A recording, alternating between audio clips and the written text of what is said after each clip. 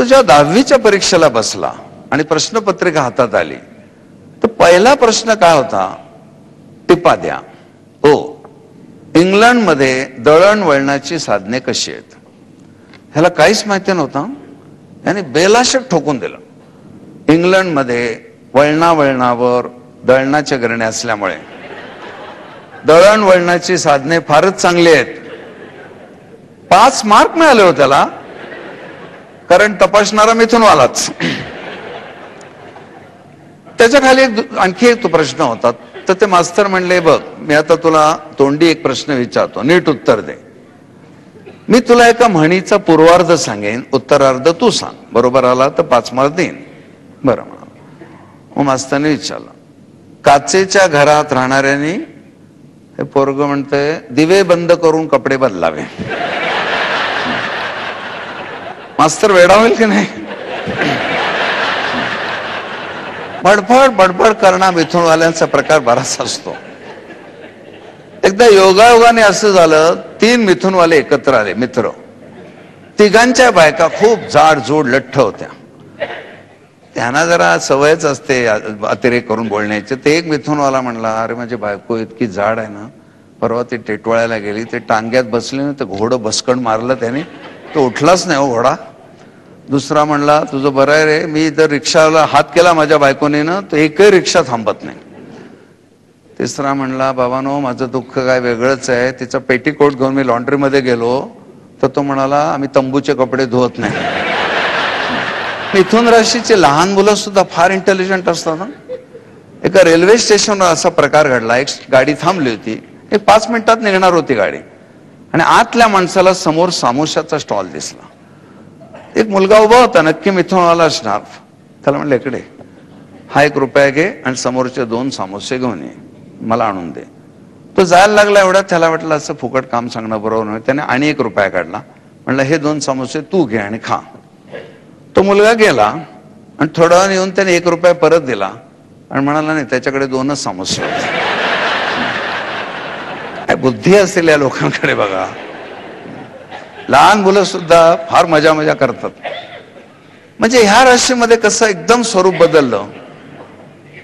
तर मिथुन राशीचा मुलगा किंवा मुलगी असेल आणि त्याची लग्नाची वेळ झाली तर पहिला विचार केला पाहिजे की त्याला त्याचप्रमाणे बोलकी प्रतिक्रिया मिळाली तर त्याचा संसार चांगला होईल. पण काय वेळेला वेगळंच काहीतरी होतं. मग त्याला अशी बायको मिळते, हा तर विनोदी पद्धतीचा माणूस. त्याला बायको मिळते, त्याला 10ला विनोद केला की 11ला ती हसते. आणि मग कसे ट्रॅजेडी होतात, एक एक गमती आपण नेहमी बघतोच. त्याच्यानंतर एक हळवेपणाचा भाग येतो, तो म्हणजे कर्क राशीचा.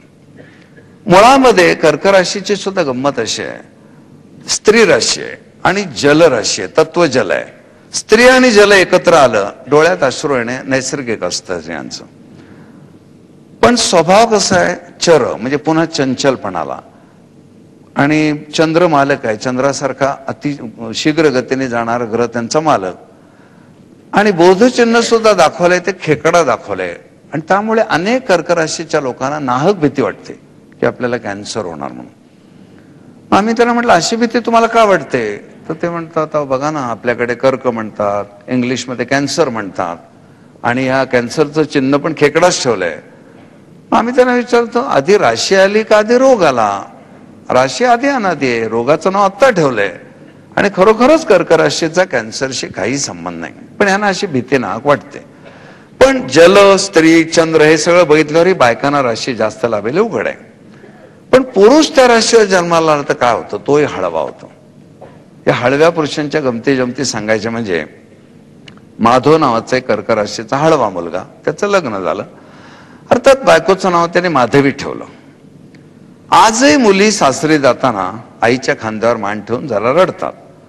तशी ती माधवी पहिल्यांदा सासरी जायला निघाली तर ती आईला बिलगली, तिला रडू आलं.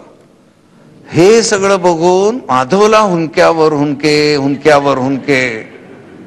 तो हुंके देतच तिच्या आईला म्हणाला, सासूबाई तिला फार त्रास होत असेल तर 8 दिवसांनी पाठवले तरी चालेल.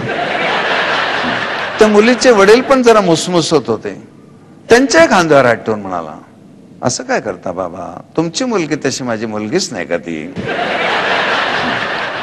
दुसरा एक कर्क राशीचा असाच हळवा मुलगा होता, त्याचं लग्न झालं. बायकोला दिवस जाऊन 2 महिने सुद्धा झाले नव्हते, थोड्याशा उलट्या व्हायला सुरुवात झाली. हा भयंकर हळवा व्हायला लागला. प्रत्येक उलटीला धावत जायचा, तिच्या पाठीवरनं हात फिरवायचा. किती त्रास होतो ना तुला, किती त्रास होतो ना तुला.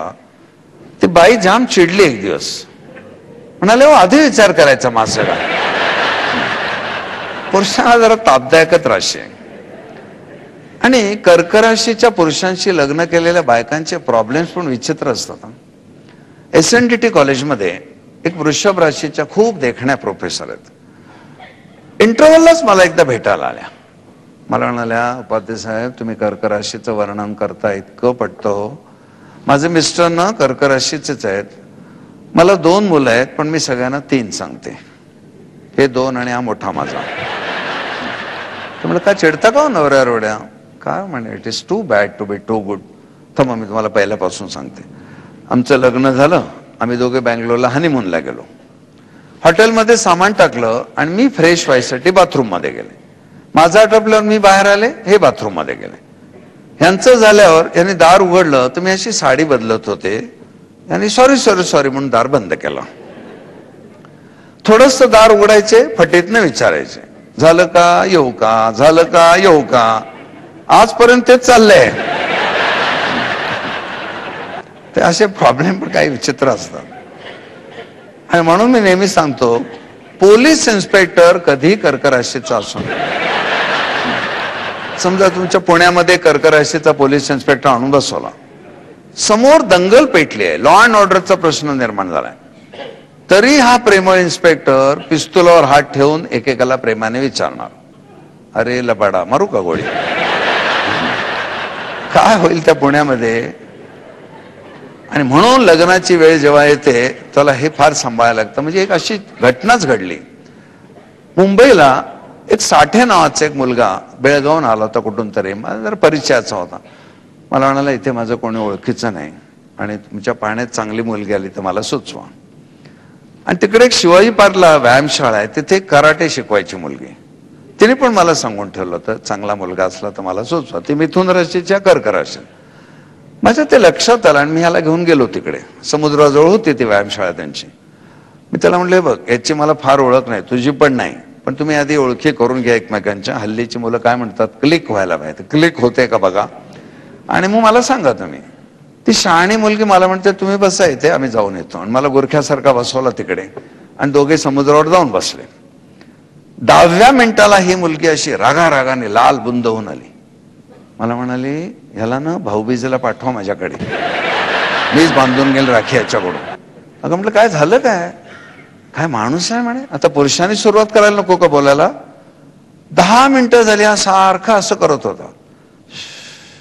मला वाटलं काय दमा आहे का काय. ते म्हटलं, काय होतंय का तुम्हाला. तर मला आईची खूप आठवण येते आज. माझी आई ना खूप लहानपणीच गेली. त्या आईच्या मांडीवर झोपण्याचा काय आनंद असतो मला कधीच मिळाला नाही. ती म्हणाली, मी घाबरले, झोपतो काय मांडीवर म्हणून. सुसाट धावत सुटली.